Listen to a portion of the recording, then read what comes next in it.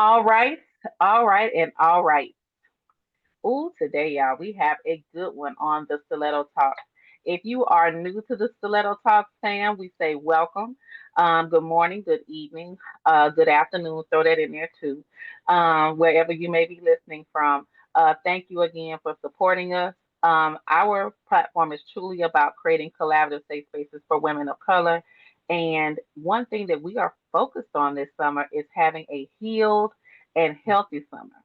That is an initiative making sure that we understand what our mind can do, what our finances do, what saying no can do, what that no do. And so some of that means we need to go back and do some applied learning. So today we have someone who is she has a book. It's a one word or two, so it's easy to remember. Now, of course, I know her. I won't share our names on the recording. However, you are in for a treat today from someone who is just phenomenal. She's phenomenal to know. Her book is phenomenal to read. She is my sister, my friend, my hitter, but also she is an amazing author.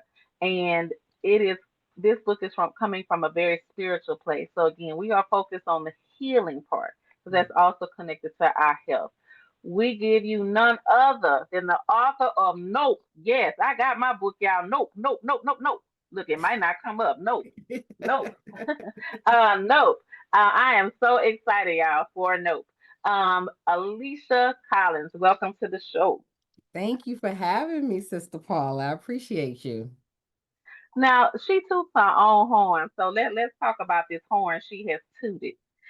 Alicia says that she is a boundary setting powerhouse. This is true.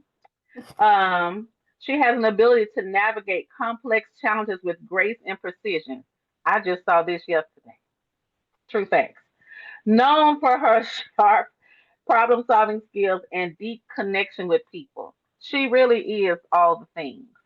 She does all of this well. These are just a few things to describe her, but we're going to let you listen or watch and you see for yourself. Alicia, when you look at the back of your book, because this is on the back of your book of notes, and see that pretty smile and know that you truly go with grace and grit, how do you feel about those first three sentences about yourself? It makes me think I'm my mama's child. I was raised by a strong Black woman, a single parent, for the most part, and all of those things I got directly from her. She, told me from a very early age that it's okay to take up space in places, and know who I am and whose I am. And so all of that has kind of helped me become the woman that I am today. Awesome. So you decided to write Nope. And I will say Nope was a pleasant surprise. I was asked to be on the focus group. And I can tell you that Alicia is a very straightforward person. So I was pleasantly surprised to see that this book dives into our faith, not by denomination, but by introspection, looking from within. So, Alicia, what inspired you to write Nope? Lots of things. I've been involved in women's ministry at churches since I was probably in my early 20s. I've always had the gifts of administration and helps. And so applying that in a church setting, it looked like in women's ministry, helping women kind of organize themselves, put systems in place.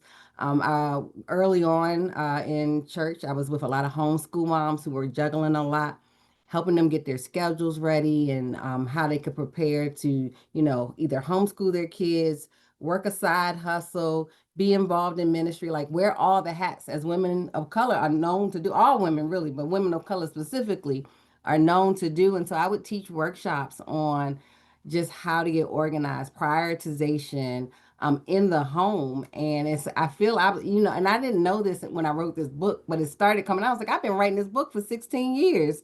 And recently, as I've moved to Arizona about 5 years ago, and I've learned that making connections and kind of recreating friendships in your 40s is somewhat difficult. It's, it's different when you're with a group of women and you guys went to high school or you went to college together and you have that history. But coming into spaces and learning new faces and new people and trying to have that same type of like bond and connection with women is really, really difficult when you're older, and then when you're in a new space and everybody's kind of bringing all their 40 or 50-year-old baggage to the conversation.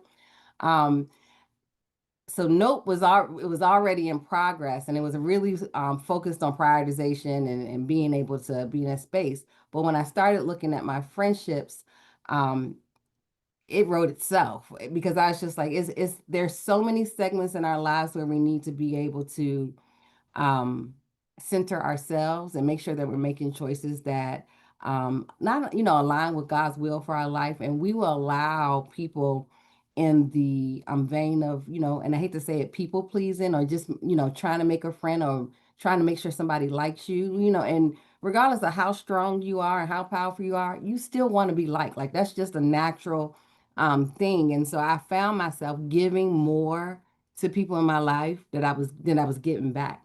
And I'm not saying that it needs to be a tit for tat type of deal in a relationship, but it should be some type of reciprocation in everything, whether it's work, whether it's family or friendship, and even in ministry. You should be getting something for things that you're pouring in. Because if you're constantly, constantly pouring out, you're just going to be empty.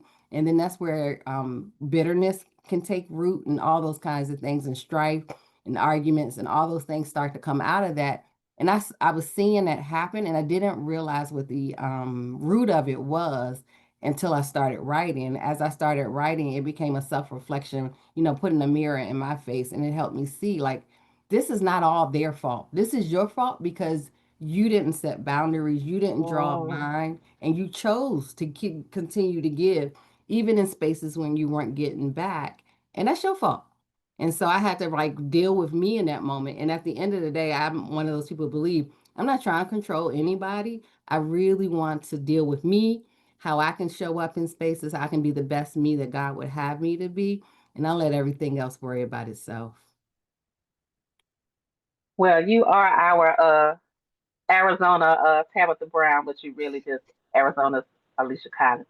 But I want to kind of piggyback off of what you talked about. So you talked about, of course, making connections when we have to shift, and especially when we're older. When you're little, you go to school, they're going to pair you up with somebody, they follow you around, and y'all probably have a couple of scuffles or two, and you become friends. But when you're older, you tend to be more intentional about who you're around, what's going on, and you have no background, which speaks to storytelling. Mhm. So in your end note, you're telling stories, and then you went and found biblical stories that align, and that this isn't anything new. These are things that have continued to go on since the beginning of time for women, and really for anyone. But for women, it can certainly be an emotional thing that sends them on an emotional roller coaster, and causes us to venture off, as you said, into feeling like things aren't reciprocated.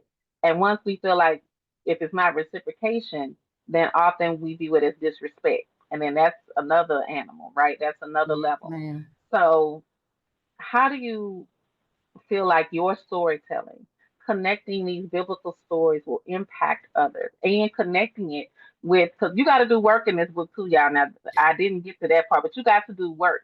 And so when she talked about being reflective and really searching within, you have to do work in the book too. So it's interactive, which I like.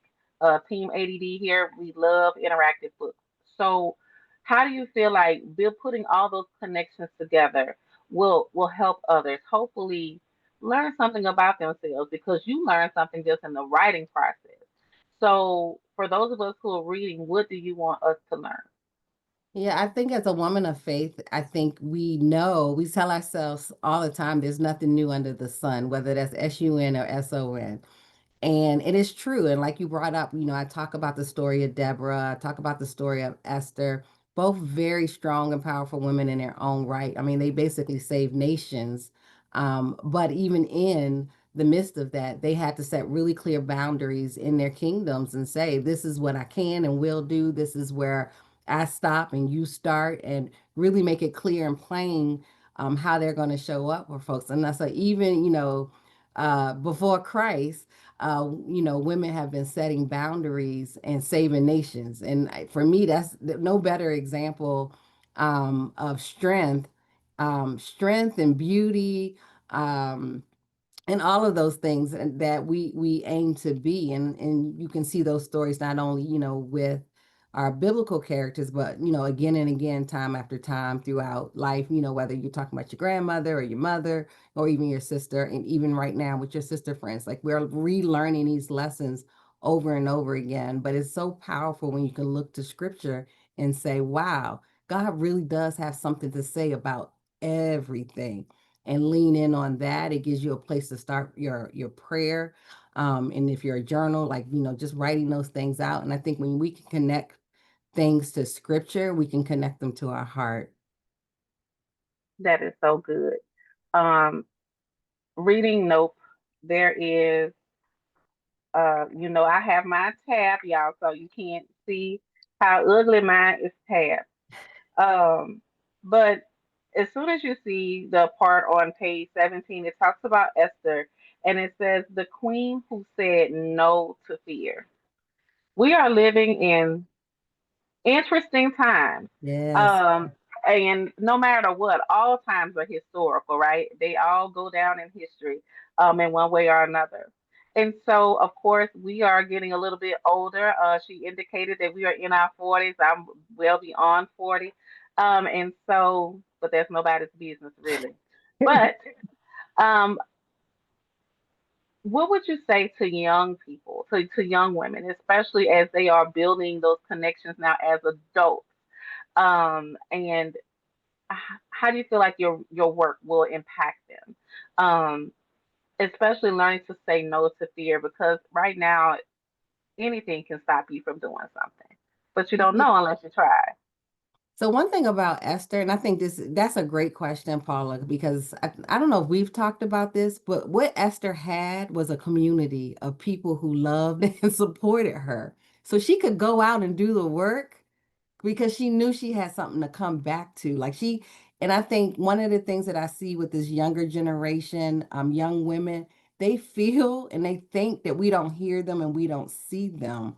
And so they need to know that they have a place to go that's safe and secure, that will lift them up so that they can go out in front of the king, whatever that king is, in today's time, and know that they have a place to come back to, and that they're supported, and they're prayed for, they're fasted for. All of those things I think is really important. Lots of parallel in Esther's story to young women today, because oftentimes I think they are acting out of places of fear, and they don't have a safe place to go to, or they feel like they don't have a safe place to go to, because a lot of women of wisdom are looking at them with judgment, or they're critiquing the way that they talk, or that they wear their hair, or their skirt's too short, or whatever. And 9 times out of 10, our skirt was that short too at that age. And so I'm just kind of like, where are we going with Yes, this?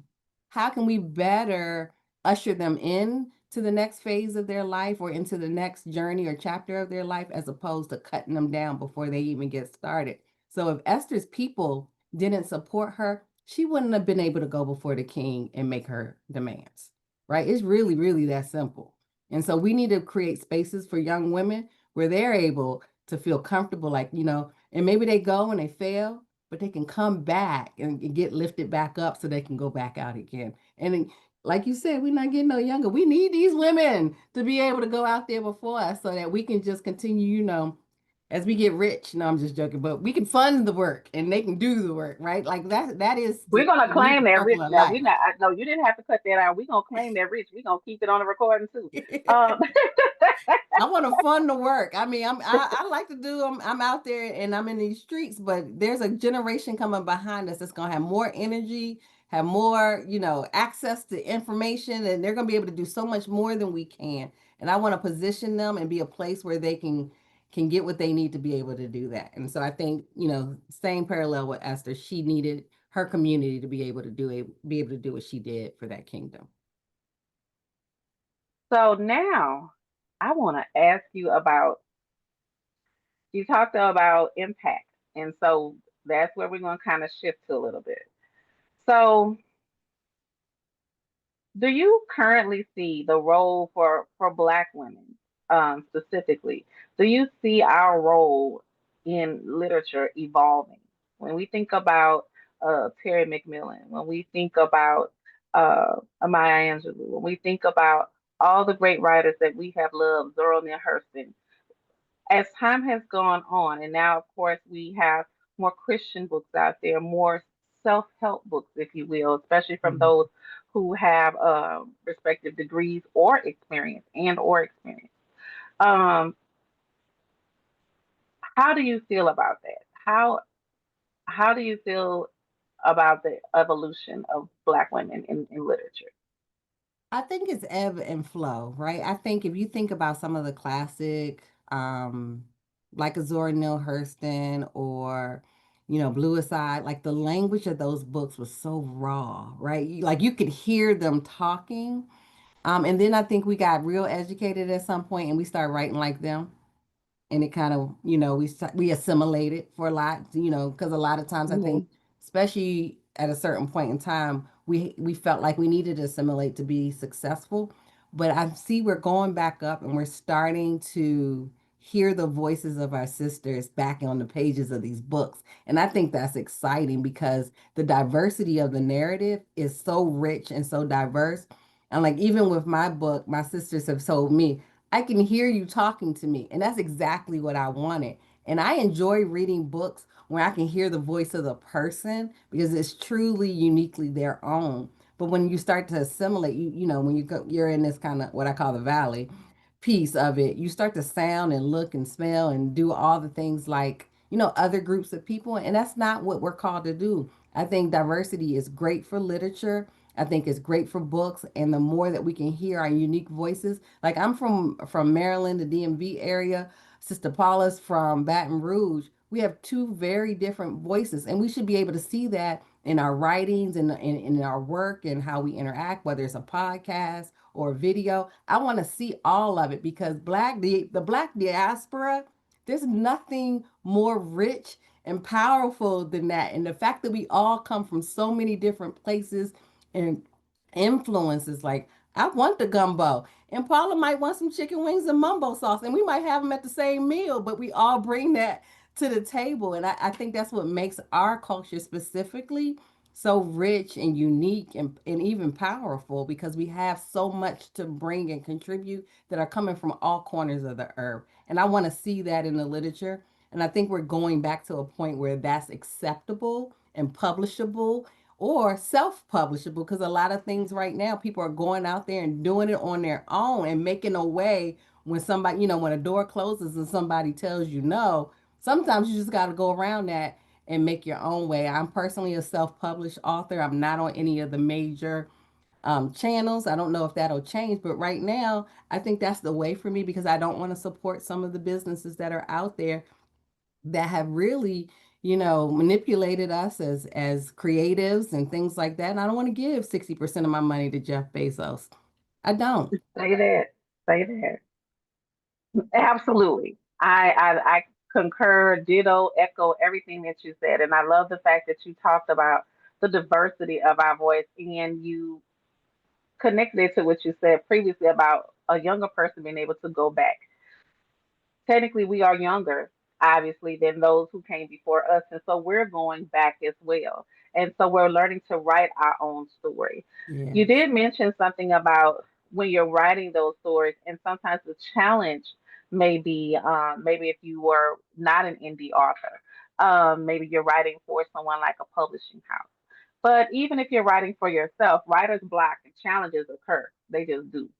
So tell us a little bit about how you handle that, especially when you're writing, you know what you want to say, you know how you want to write it, you know the background that you want to come from, the theme of it all. But then you get to a certain point and all of a sudden nothing comes out. So tell us a little bit about how you overcome those challenges. I think it's really important to create space for your writing. This book has been written in many places and in many countries, to be honest with you. And so I'm the type of person that I'm always going. So when I pull away, there's two things actually. So sometimes I'll leave my office and I'll go sit and have some wine and I'll have a little meal and I'll sit by myself and I'll start sketching out stuff and things will, the drinks are flowing and things will come to me and then I'll come home and make sense of them. But I talked about a little bit about how reflective writing this was for me.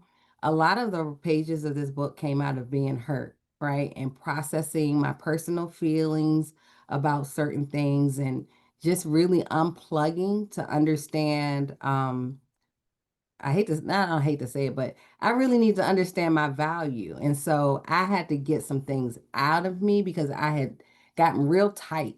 And so just changing my scenery, really unplugging from all of the noise, whether it's family or friends or work or whatever the thing is, community organizations, truly unplugging and taking a step back so that I could, have some quiet time.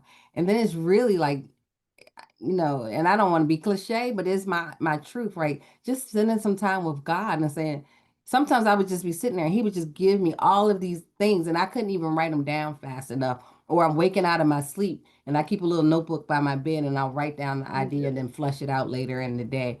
But, God would bring things to me, each chapter was either, just out of experience, or I may have had journal entries. I write journal entries, so I'm one of those people who try to captures my thoughts and see if I'm repeating some bad behaviors because I do that a lot. And so I would go through my journals and like, these are themes that kept coming up. Why are these things came in and doing some self-examination. And so my process is varied. It's not like, I'm not a sit there and put the paper in the typewriter and just, Leader. I mean, nobody has a typewriter anymore and start typing. But I mean, some days I'd be writing stuff on the back of a napkin because it would come to me and I didn't want to lose the thought. And so there's no method, I guess, to my madness. But when it comes, it comes. I'm honestly, one day I sat here, I was mad. One day I was mad. Like and I always say I don't get mad, I get frustrated. But this day I was mad. And 6 pages in about 4 hours. I just typed. And like I had to go back and, clean it up and stuff. But I felt so much better after that. But I love what you just said. So instead of sometimes going to the book, y'all know y'all like to go viral, but at least you can get paid for it. And also, again, our focus right now for the summer is about being healed and Yes. healthy. And you talked a lot about a healing process, a restorative process through your book, and owning your part of the story, right? Because we all have a part in it. Maybe we're trusting, and sometimes we won't know until we trust. Maybe we were staying in a situation too long. You knew God had already told you to go sit down somewhere, but you decided you were gonna nestle up, and then Mhm. certain things happen because of that. And I love the fact that you said that the madness was actually your initial fuel. So when we feel that fire, it's about using that fire in a positive way. And Absolutely. and to say that this book was forged literally from fire, it is such a spirit filled book. And again, um it's not necessarily about religion as it is faith. You need faith. You need to have a belief that maybe what you're going through today, it won't be there always. And the old people say just live. And often that's true. If you just live, you'll be surprised at how far you grow away from something that you thought was going to be your entire life. Like that was going to be almost life ending or tragic. You often find that God has something better on the other side. So it's about if we hang in there, Mhm. And so again, it's about that healing process. That's So right. you talked a lot about you have an unorthodox process like me. That's probably why we are friends. And it looks like restaurants. It looks like maybe sitting in your office.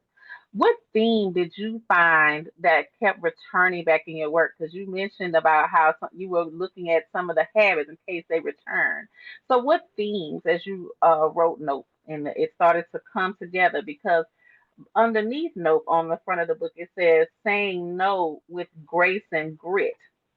So when I read it, I saw grace and grit come truly coming through. Like you're gracefully learning how to say no which is a big thing. It's scary for people to say no because they know someone may have something to say about them afterwards. But then having the grit to fight on. So that's something that Mhm. I gather from the book. But I want to make sure that that is what some of the things we're supposed to get from the book, or if there's something else we should be grabbing from it too. So, what theme did you feel like kept reoccurring?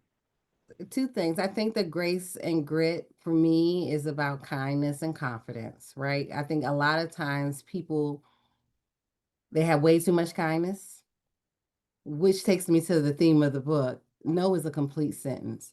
And as I started thinking about no being a complete sentence, oftentimes people will, if you say yes, Paula, no one says, well, why did you say yes? Or why did you say yes? No one questions your yes because they're getting Hmm. something from you, they're getting what they want. But when you say no, people have the audacity to ask you why you said no. What I learned through this book and what I hope other women gain from this book is that they don't have to explain their no's. No is a full and complete sentence. It has a subject and verb, all in the letters, N-O period. It is And a is. complete sentence. And Hmm. so you can say no, and you don't have an obligation to tell anybody that you're tired, or you don't have to make up an excuse. I'm one of those. If I ever tell you, let me ask my husband, that just mean I don't want to do it. But I don't even need to do that anymore because my no is a complete sentence. And so oftentimes we feel like we're letting people down, or we're just being a disappointment to somebody else when we say no, and we have to explain that away. But if that person that's asking really loves you and respects you, your no should be enough. You are enough, your no is enough, and that's it. And if you want to be helpful, you're like, I can't do that right now. My plate is full, or you can recommend somebody else, or push them towards some other resources. But you don't have, like, that is not required, nor is it necessary. No is enough. And that sounds, I think that is really hard, especially for women because we're nurturers. I think Hmm. naturally we're people pleasers, right? We are, even from, the time that we grow up, we get put in these, for most people, get put in these little dresses and bows, and we're looking for that affirmation from external resources. And it starts to build Hmm. up some really negative and bad behaviors in us and how we interact and respond to the outside world. But once you start to get comfortable with who you are and whose you are, your no really is enough. Your no could be God, quick. Sometimes I'm like, God, do you want me to do this right now? And I can feel it right here in my gut. No, that's not for you. And I would say, no, Hmm. that's not for me. Like I'll just parrot what I heard God say. Well, Holy Spirit, that's not for me. And that should be enough. I don't have to explain to you why I don't want to do something. I wholeheartedly agree. I think I got better at no during my mother's cancer journey. People still asking me for things, not asking how they could help, but definitely asking for things while I'm caring for my mother, while I'm evolving from one career, transitioning out of one into another one full time, trying to upskill at the same time. And you're still just like, oh, are you still breathing? Well, can you do this for me? And so when my mother passed, when I think about the amount of flowers or the lack thereof, the amount of cards or the lack thereof, even the attendance or the lack thereof, even virtually, I realized that I stretched myself too thin, and instead of truly mourning her loss at the time, I switched to all the things my mother did for you, and you didn't even think that, and I got really angry and Mhm. defensive, and I had to go to counseling and do a lot of prayer about that because I was angry at people. But I've understood over time, especially now that I'm in my 50s, people will people. Um, know that it's not correct. So the English police, please don't come at me. I am an English teacher. But people people. It's a verb today. Um, in other words, people have their own lived experiences and expectations, and that also includes their lived mistakes. But also, I needed to get better at. I could have said no. I knew I should have had. I should have said no in certain things, and I chose to do it anyway. And Mhm. so when I read your book, it was an ouch for me too. And I will honestly say, in some parts, it was. Everybody knows I love a good lash, but the lashes were off because it made me. it kind of triggered some of that again for me. But I also realized and celebrated how much I've healed from a lot of that. I'm not angry. Now I'm done with some stuff and some people, respectfully, but I'm not angry at anybody. And I think that allows me to really live a life of intention, of goodness, and God has really sent some great people around me. Mhm. And so thank you for sharing that. Then that means I am getting what I'm supposed to get from the book. So that's great. Um, what would you say would be your best piece of writing advice? Because again, this is about a healed and healthy summer. Let's say we have someone who sees this, who hears this, and says, you know what? I have a story. I think it's time to tell it. It What is doesn't the have one to piece be of advice for you to perfect. get them started? Yeah, I would say it doesn't have to be perfect. I think a lot of times we get caught up on, like you said, the grammar police and things like that. But if you go back and read the classics, like the books that they banning and stand that they banning and have stood the test of time, there's no grammar, there's no strict sentence structure. They are just pouring their hearts out on the pages. What book did I just read? Toni Morrison. I can't remember what the title. What did I just finished one book. But I was just like, and I've read it when I was younger, and at that point in time, it was really hard to read. And now that I'm older, it was an easy read because I understood her pain. Mm-hmm. um as a child I was like, what is she talking about? I couldn't connect, or I didn't want to connect, probably more so is accurate.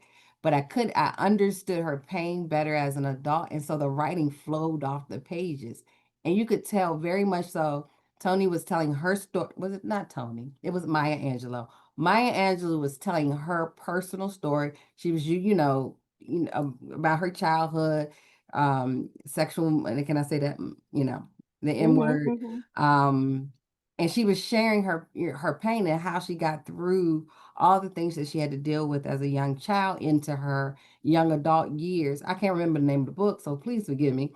Uh, but it was just so raw, and I enjoyed it more as an adult. And I think that now that is an acceptable form of writing. Like, I think people would rather hear you as a person and hear your heart and hear your pain or hear your laughter and joy than to have this very structured, dry book, because I want to laugh with you. I want to cry with you. I want to go through all of those emotions. And that's what makes books special, when you can connect to the characters, when you can feel the things that they're going through, and you can move through the storyline right along with them. That's what matters. And I think the more that you can write in your own authentic voice, the easier that will be for you and for me personally as an author.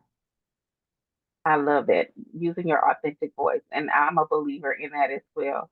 Um, when I write, I use a lot of things from my home state because otherwise they wouldn't understand what I was talking about. You know, so if I had to put a "you heard me" in there, they know, we know what that means. That is a full.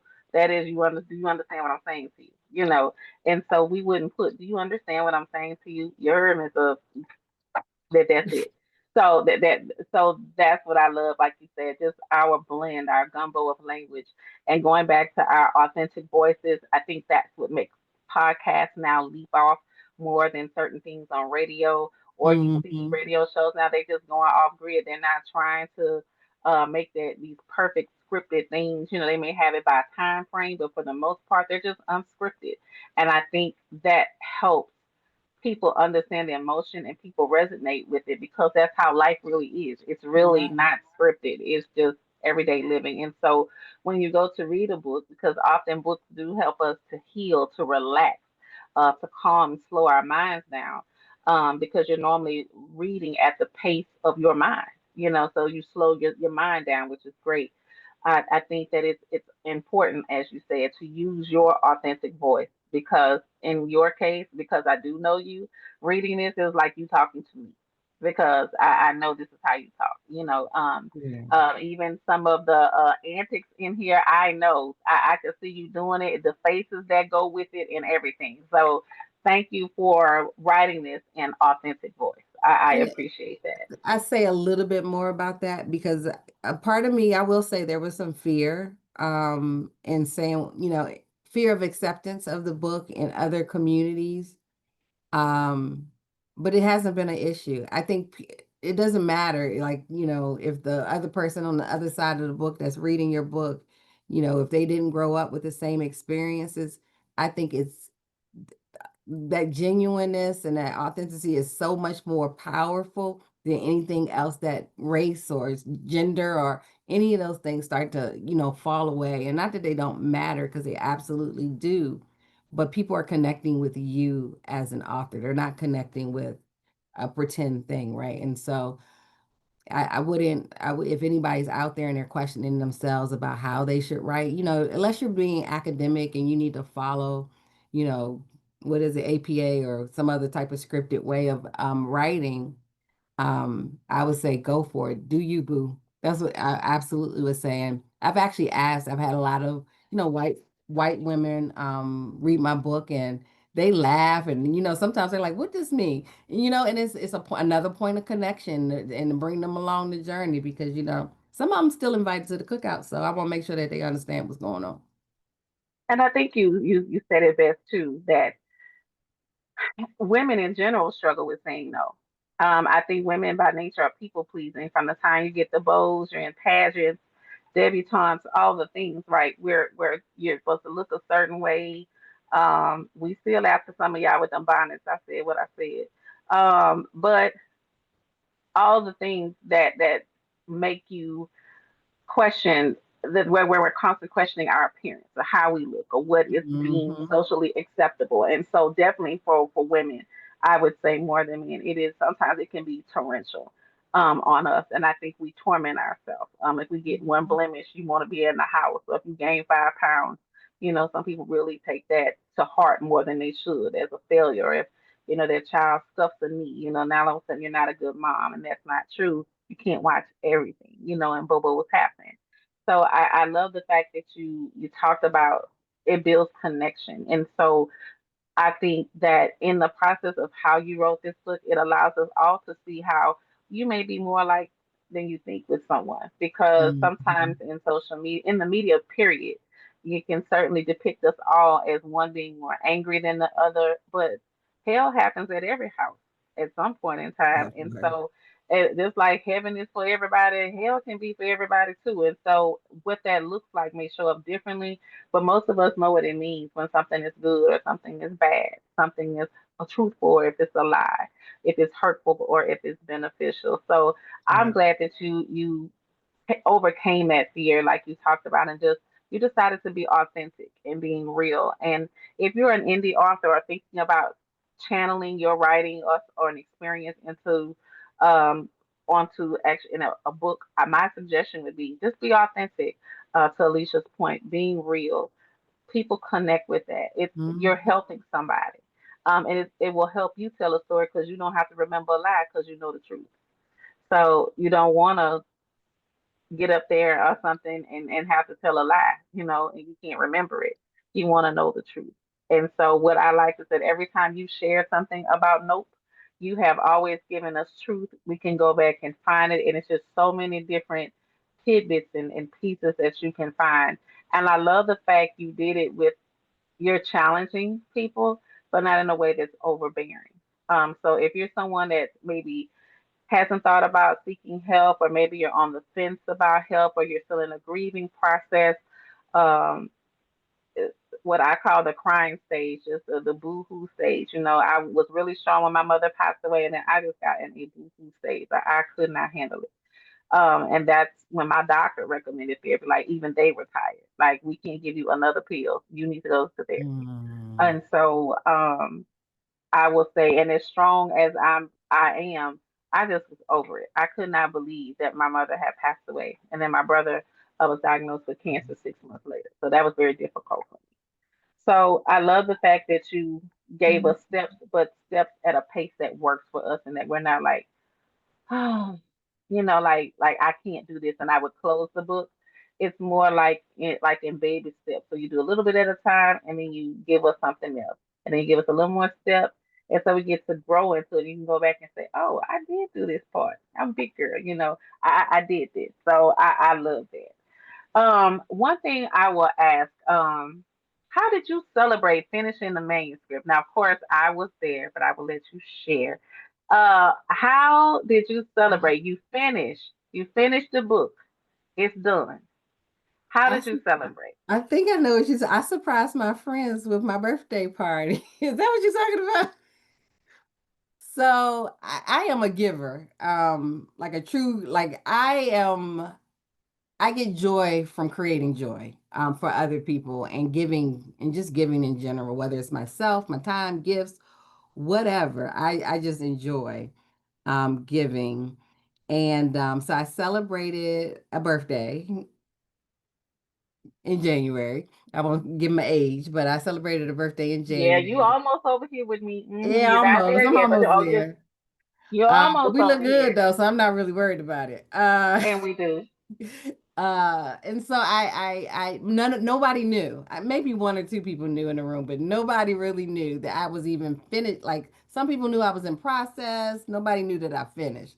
And so I had the wonderful opportunity to gift all of my birthday party participants with my book and just share with them what my mission was for the book and then ask them and invite them because this was the first final draft and I had printed it up just like it would be when it's on the bookshelf and I invited them to take this journey with me and that's the one thing that's a message in itself, Paula. Black women don't have to do it alone. There are sisters out there who love you enough and that will come alongside of you. And so for 3 months, my sister friends took the time to go through the book and provide me feedback, whether it was about the style of writing, the content of the book, questions, the numbering was off. I mean, down to the smallest detail. One of my sisters, she was trying to tell me that uh the fact that I say Holy Spirit like he's my brother because he is, and not the Holy Spirit was grammatically incorrect. And I was like, girl, I don't agree. And we're gonna agree to disagree because the Holy Spirit, he's my friend, We he's my homie. counselor. We're And so homies. we had Yeah. some good conversations that came out of the book too, in terms of the content and how things were sent. I mean, I don't even think the ladies who helped me know that my book is now 200 pages. I don't know how many pages the book you have in your hand is. I moved some things around. I added a couple of more chapters. And that was all based on the feedback and engagement and the love that I 127. felt Oh wow. that I received from my group of sisters who came around me, and they are definitely affectionately called my launch crew, and we got this book over the line together. And in this book, yes, we were totally surprised. So I was at the event, and as we were eating very good food, we opened these bags, and out pops this book. I was one of the ones that did not know. And we were voluntold in a loving way. But when I tell you we had so much fun with this book, and I was so not only pleasantly surprised, but just really blessed. I got to know Alicia a lot better, really see her genuine heart for people. And so she is certainly someone that I defend fiercely against all foolery. That's not a word either, so whatever. But anyway, she is someone that I know when you read this book, you will know she is a giver. Um, so what's next for Nope? So that'd So be my first question. What's I next? So don't know if Nope I is shared this this is with a you. class. Give me one This is a second. class. Now y'all see how she do. Now see she done got us. See why we look like So I've Ocho and been working on She done got up. something. Come on, Ocho. Look at this here. I've been working on something because, now that my big girls have mastered the note, it is so important that we teach our young girls in the schoolhouse, Sunday Oh, the school, babies. and wherever the playground, wherever they are, that they learn how to say no. So I'm doing some character development. This is Nia Grace, and Nia Grace says no with grace and grit. And so I've been working on this. It's a full color children's book. And so you see Nia in the classroom doing her thing. And she's learning how to tell her cousin, "Don't be wearing my clothes." And so that's my next project. It's definitely in development right now. But I had a vision, Sister Paula, and I see a cartoon. I see, book bags and T-shirts, and I think Nia Grace is what the culture needs. And so we're going to figure out how we, introduce Nia Grace to the world, and to the families and all that kind of stuff. And so that is what I'm working on right now. In addition to that, Nope is available for small groups. I can help with facilitation. I have workbooks and things that you can use to facilitate your own small group. I'm also available for speaking engagements with women's ministry or student groups and things of that nature. I think, regardless if you're a Christian or you're a woman of faith in general, this book will resonate with you. I have had many people from all faiths purchase my book in recent weeks, and that's been exciting. And they're just like, we all get to the same place. So, and they're interested in reading and sharing their thoughts with me. But I do see the me taking advantage of opportunity to help women grow, because it is so important that we one align our will, our lives with God's will. And the only way that we can do it is be able to, get all the junk out of the way and make sure that we're saying yes to what really matters. And understanding what yes really matters really means understanding what God's purpose is for your life. This is so exciting. Do you see how she does, y'all? Because I was so not prepared. But I love it. She had to get up from the chair. So those of you who are watching on YouTube, you will be able to see she had to pop up from the chair. Well, we are so excited for you, and we pray just continued blessings over the Nope movement. All of it is needed for the adults and the children right now are struggling. It is interesting times. Um, every day is historical times, but certainly there's an atmosphere where we need to give ourselves that grace and we need to have the grit. So we thank you for being a giver and pouring into others, and hopefully being a part of the healing. Again, when we heal, we pay more attention to our health, and that is a part of our summer initiative of having a healed and healthy summer for the Stiletto Talk. Alicia, how can we find you? If we need to find you on social media, on your website, we need y'all to buy it too. We need your l'argent. We need your money. How do we find you? Yeah, so if you're interested in purchasing a book, I have a website. Like I said, me and Jeff, on terms right now. So you'd need to go to Alicia D as in Don Collins .com. That's it. AliciaDCollins.com for the book. But I also am building a community of women where I share out, nuggets of information on generally a weekly basis. But last week was a little busy, so I didn't get to it. But I'm pushing out videos that are centered on themes and topics from the book. And then I'm inviting women in the space to really talk about their own personal journey. And so that is called Gracefully Bound. And you can find that group. It's a Facebook group. And so I do invite you to join that community as well. And if you're interested in having me out at your church or any other type of group, definitely reach out on our contact page on the website. I'll make myself available. If you don't want to know the truth, don't ask me. And so if you're not interested in, if you're looking for warm and fuzzy, this is not it. But I will come with love and affection and all the good stuff, but it's going to be real. So if you're ready to set those boundaries and make room for God's yeses, please get in touch with me. I would love to work with you. Awesome, awesome. Alicia, thank you so much. Of course, we are sisters and friends, but I thank you for your yes to God and for being faithful and writing a book that can certainly provide healing to others. And you moving it on along down to the babies, which is so exciting. I truly believe that Gracefully Bound and Nope are movements.